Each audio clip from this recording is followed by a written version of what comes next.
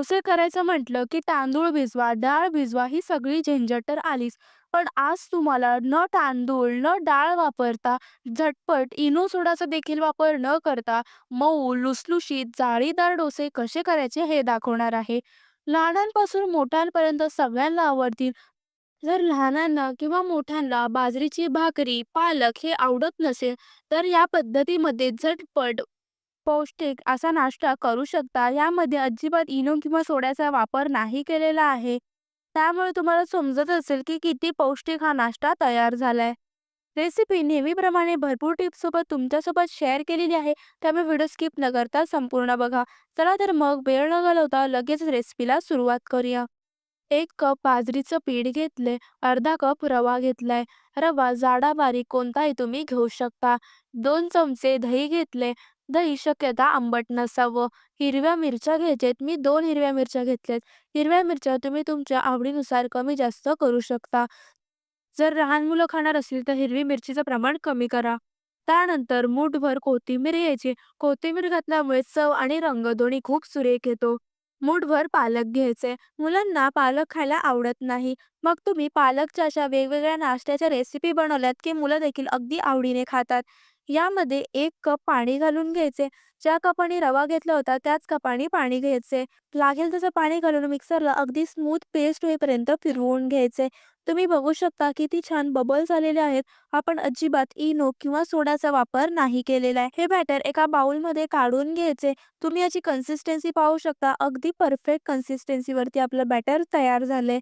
यात कपाने मी आणखी नंतर 2 कप पाणी घातलं म्हणजे टोटल 3 कप पाण्याचा वापर केलेला आहे.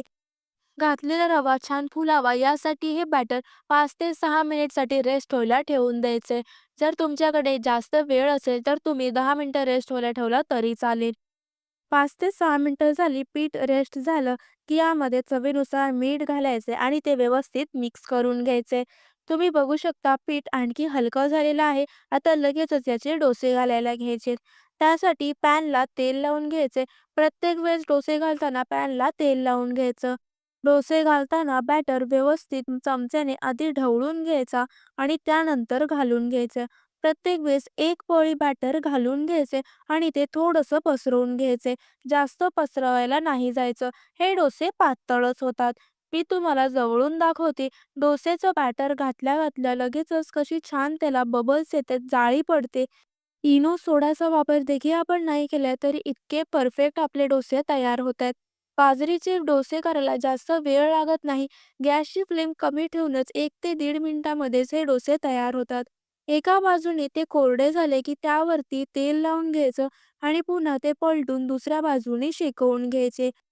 कड्या थोड्याशा लूज झाल्यासारख्या वाटल्या की डोसा पलटून घ्यायचा आहे आणि दुसऱ्या बाजूने सुद्धा तो शेकवून घ्यायचा आहे. एका बाजूने शेकवला गेलाय त्यावरून तुम्हाला जाळी दिसतच असेल. किती सुरेख जाळी आलेली आहे. मस्त आपले पालकचे डोसे तयार झालेले आहेत. पहिला डोसा माझा करून झालाय. याच पद्धतीमध्ये सर्व डोसे मी करून घेणार आहे. बाजरीच्या पिठाचे आणि पालकचे डोसे असल्यामुळे तुम्हाला वाटेल की हे थंड झाल्यावरती कडक, चिवट किंवा वातड होतील. पण अजिबात असे होत नाही. भरपूर तास तसेच्या तसे मऊ लुसलुशीत राहतात. तुम्हाला इथे मी एक डोसा तोडून दाखवते. अगदी सहज तोडला गेलाय. अगदी मऊ, लुसलुशीत, जाळीदार डोसे तयार झालेले आहेत.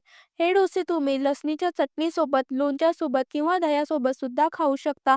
मुलांना छोटी-मोठी भूक लागली किंवा तुम्हाला मुलांना टिफिनला द्यायचं असेल तरी सुद्धा हे झटपट डोसे तुम्ही करू शकता.